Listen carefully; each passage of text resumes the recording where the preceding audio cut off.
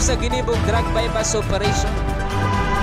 Triple o 4 na doble ang bihikulo na gruso sa siyudad kang Naga. Mas complain ng police station kang Naga City Police Office. Newsbreak. Sa headlines kan mga barata, Naga City Police Office may outpost na sa loob kang Sagrada Familia, Barangay Peñafrancia, Naga City. Presyo kang laaya siniba pang gulay sa Naga City People's Mall. Naglangkaw. Orientation para sa mga estudyante na kabali sa SPES as in SEFE program kang Naga, ginibukas bagong aga.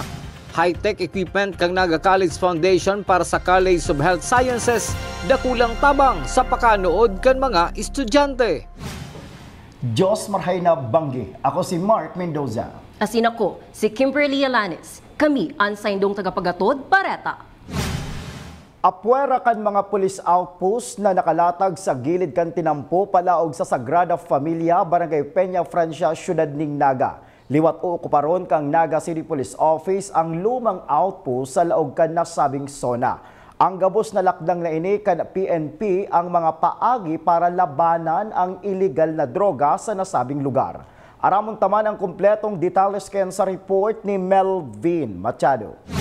Ang lumang outpost kang Naga City Police Office na yon mismo sa Lokong Zone 7 Sagrada Familia, Barangay Peñafrancia, Siyudad kang Naga ang liwat o okuparon ka mga personal kang Naga City PNP na nakadistino sa nasabing lugar. Kasabawang aga personal na pinag-inspeksyon ni Police Colonel Erwin Rebellion, City Director kang Naga City Police Office, ang lumang outpost. Saro ni sa pinaka-strategic na location kang mga pulista kasi mismo nasa laog kang Sagrada Familia. So sabi ko, dakulang tabang ni sa mga pulista, si mga nagbo-board, pwede na po siguro hindi. At the same time, magiging security na sinda. Ngunyan pa lang nagpaabot na ng pasasalamat si Police Colonel Rebellion sa lokal na gobyerno kang Naga sa promesang tabang na mapakaray subuot ang nasabing outpost. Papasalamat po kami, nagpromesa na si Sir Gomba, si Sir Rene, na through LGU, matabangan kami mag-rehabilitate kaning dating outpost naman na ginibo before. So, i-rehabilitate para magkaigwa kita ng pahingaluan ka mga pulista kasi yung deployment is 24 hours a day. Mientras tanto, mabakal man subot ni mga lutuan, electric fan at siniba pang gamit para sa mga pulis na madidistino sa outpost sa laog kang Sagrada Familia. Para sa One Media TV 48 Naga, Melvin Machado, Newsbreak. Mientras tanto, pinagmumonitor kan Naga City Police Office kung yaraon pa si mga personang imbwelto sa pagpabakal ng illegal na droga sa nasabing lugar. Susog ki Police Colonel Erwin Rebellion, maaaraman ninda ang sitwasyon sa laog kang nasabing zona sa paagi kang isumbong mo ang pusher hotline. Kung saan mabugtak sinda ng tarpaulin na yaon ang hotline number para digdi magsumbong ang mga residente sa nasabing lugar. Ang monitoring ito talagang mayo na nagharali sinda. Si may mga intelligence information na si mga kataraid, dahil na ninahiling si mga personality nag-i-involve sa illegal activity. Sa ibang bareta, kinumpirmar ni Naga City Schools Division Superintendent Dr. Susan Collano na sa hindi ng pinagpapasunod ang kasuguan kan DepEd Central Office na mayo ng teaching personnel ang malaog sa mga eskwelahan ngunya na bilog na bulan kan Hunyo. Sinabi ni Dr. Collano na dakol siyang pinagpirmahan na travel order kan mga teachers pasiring sa luwas kan Pilipinas. Actually, nag-take effect na po starting June 1. And that will be adhered to, fully implemented by DepEd po. In fact, sabi ko na nga even po prior sa June 1, pigsabi ko sa mga teachers, for the whole month of June, go wherever you want to go. In fact po, kadakol-dakol akong pinirmahan ng mga travel abroad. Kasi it's also their time for travel, self-care, magpahingalo. Sa ibang issue, liwat na ngapudan ang DepEd Naga sa manlain-lain na stakeholders na makipag-kooperara sa gigibuon na brigada eskwela sa masunod na bulan bilang pag-andam sa pagbubukas kan klase ngunya na school year 2024 to 2025. Susog ki Naga City Schools Division Superintendent Dr. Susan Collano, mayo man subuot nin forced mandatory contribution na iyupermi ang nagiging issue pagpanahon nin brigada eskwela. Actually, mayo man po ning nabag-o sa brigada eskwela. Number one, encouragement sa mga stakeholders po na mag-participate, tanganing ma-prepare ang eskwelahan. Number two, mayo ning forced mandatory contribution. Tayo yan po ang perming na-highlight. Sa iba pang bareta, daimahori sa paglaog sa trabaho as in iwasan ang pag-absent. Ini sinaging tugon kan taga Metro Peso sa mga estudyante na nakapasar para sa Special Program for Employment of Students as in Summer Employment for Enrollment sa pinagibong orientation kan sumagong aga na pinagibo sa Santa Cruz Activity Center. Kung igwang absent ang sarong estudyante, mababawasan man ang sweldo na sa iyang mariresibe. Ang SPES as in SEFE ang parehong program na may katuyuhan na matabangan sa saindang gastuson sa eskwelahan ang mga estudyante. Sa pagbabalik kan news break, sobra sa kabangang milyong pesos nin shabu na recover sa sarong suspect sa drug buy-bust operation sa Naga ngunya na hapon. Iyan as in iba pang mga bareta sa pagbuelta kan One Media TV48 Naga News Break. Dako sa ginibong drug bypass operation. Triple o 4 na doble ang bihikulo na gruso sa siyudad kang Naga. Mas complain ng police station kang Naga City Police Office. Newsbreak. Flight attendants, prepare for takeoff, please.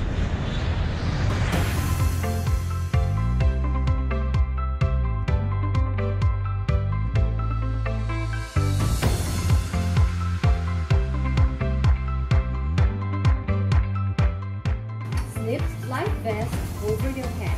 Take the tape around your waist.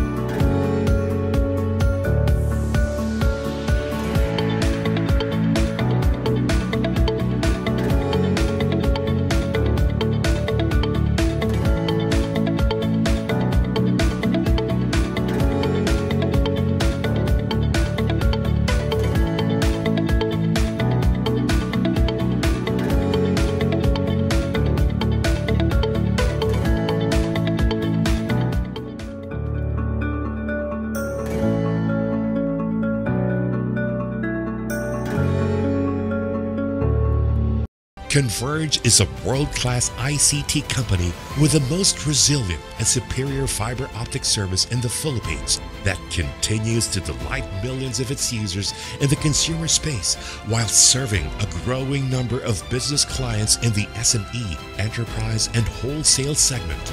Converge Business. Strength. Resiliency. Results.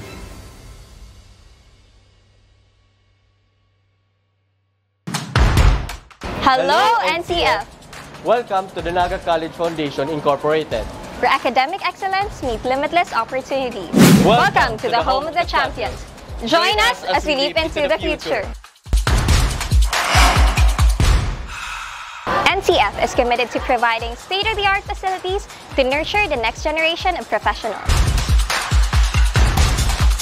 Our first-class facilities are designed to empower our students and equip them with the skills and knowledge needed to excel in their chosen field. Here at NCF Wings, you are a step closer to your dream of becoming a flight attendant. This is the first cabin crew training in Bicol. But at the heart of it all is the newly constructed College of Criminal Justice Education building.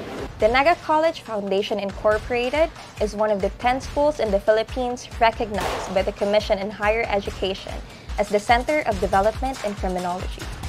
Our classrooms are designed to facilitate interactive learning, Strategically designed to support collaborative discussion and critical thinking.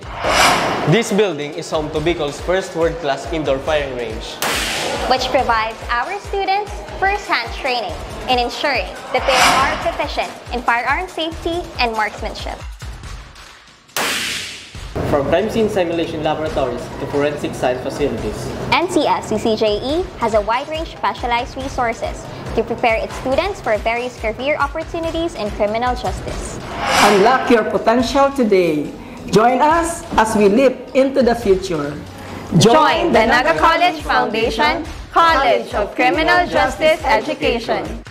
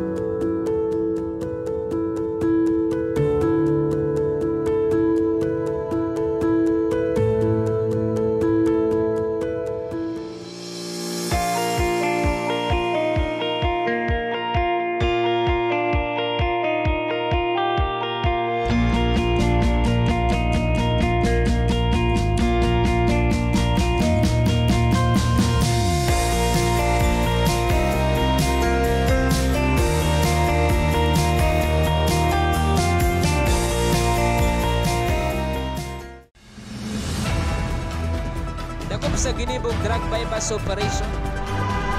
Triple o apat na doble ang bihikulo na gruso sa siyudad kang Naga. Mas complain ng police station kang Naga City Police Office. Newsbreak. Sa pagpapadagos kan mga bareta, mahali sa regional office kan DepEd ang listahan kan mga nakakuang gold, silver as in bronze medal sa nagtapos sa Palarong Bicol na pinagahagad kan lokal na gobyerno kan Naga para matawan man nin insentibo. Ipinaliwanag ni Naga City Schools Division Superintendent Dr. Susan Coliano na mayo sa saindang opisina ang final list kan mga atleta na kaipuhan kan lokal na gobyerno kan Naga. Ako po, si pinaka-bulletin. Miski nag-announce na kang overall na results kang palaro, inahalat mi ang bulletin. And endorse mi na po ang request na iyan. Kaya pakiulay ta sa mga so baga, patience is a virtue pa din eh. Ini-ensure man yan kang local government, saka kami po. Dahil may yan pababayaan.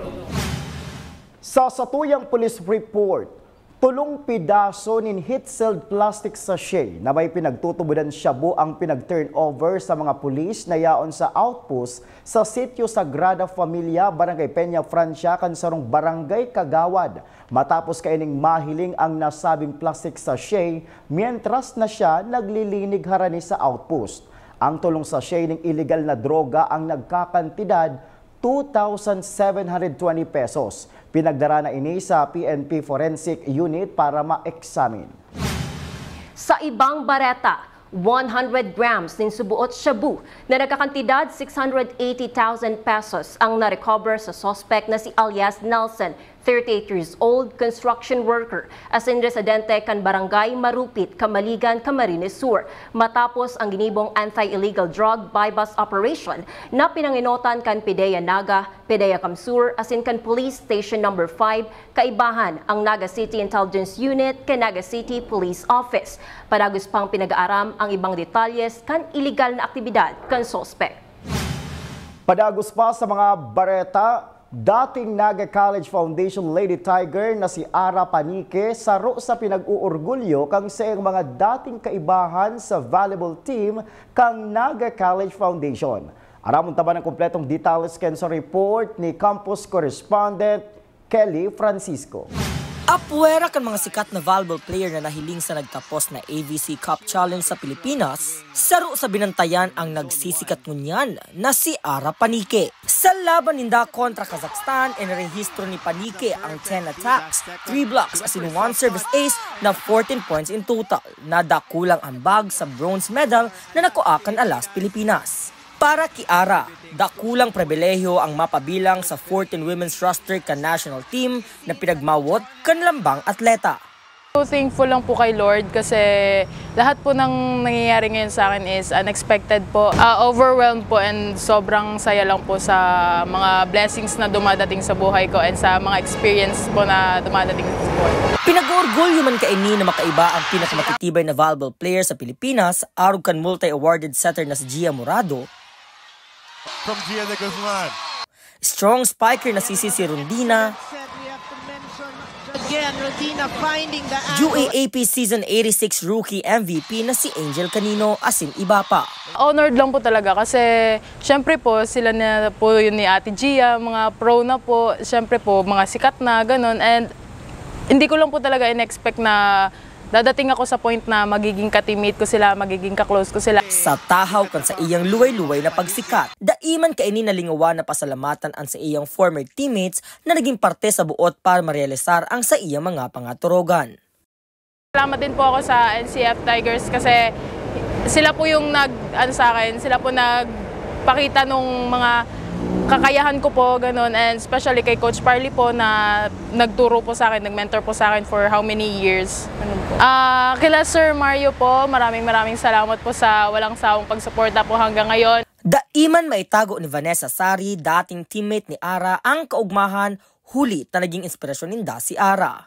Sobrang masaya and nakaka-proud sa kanya kasi naka-Philippine team na po siya and malayo na yung naabot niya pero alam ko pong mas malayo pang maaabot niya. And syempre, as a teammate po, andun yung thankful and blessed na nakasama namin siya as a teammates. Kung syempre nakapunta nga po siya doon, syempre kaya din namin. So, yun lang po, na-inspired kami na andun na siya. So, mas namomotivate kami na mas galingan pa every game. Ang trayumpo ni Ara Panique, trayumpo kan bilog na Enciano. Inipatunay na ang NCF kayang magprodusir nin di kalidad na atleta na ipag-uorgulyo kan bilog na nasyon. Patunay man ini na ang Naga College Foundation, iyon ang home of the champion.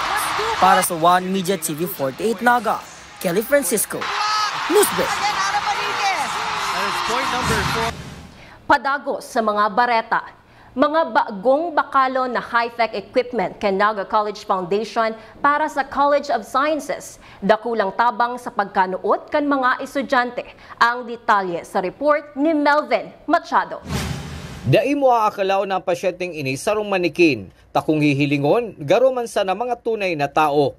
Apara kay Alex na enota pinabisto kang College of Health Sciences bilang sarong AI, Human Patient Simulator. Manlain-lain pang newly acquired high-tech equipment ang sendang ibinida.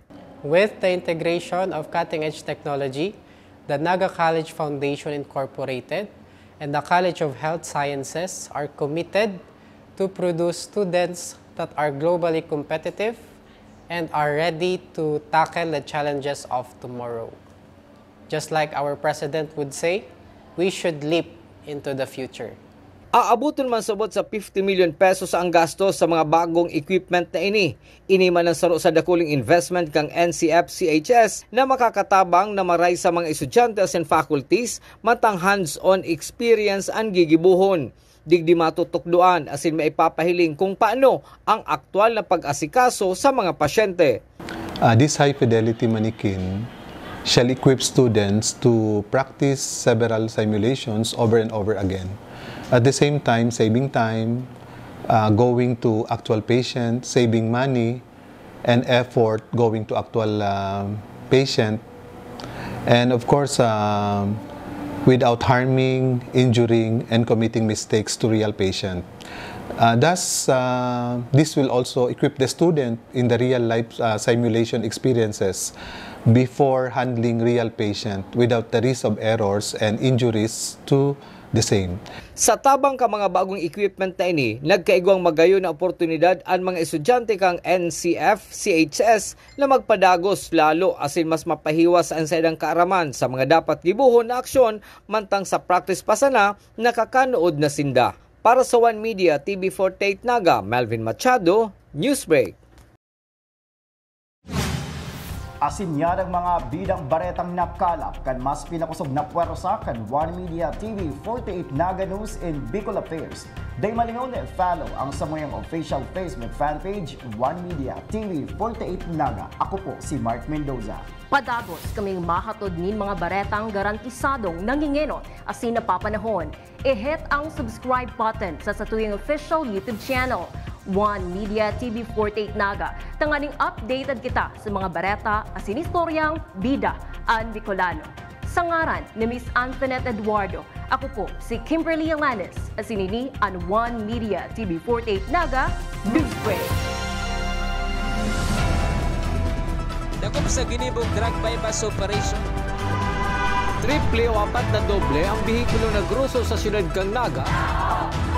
Mas complain ng police station kang Naga City Police Office. Newsbreak.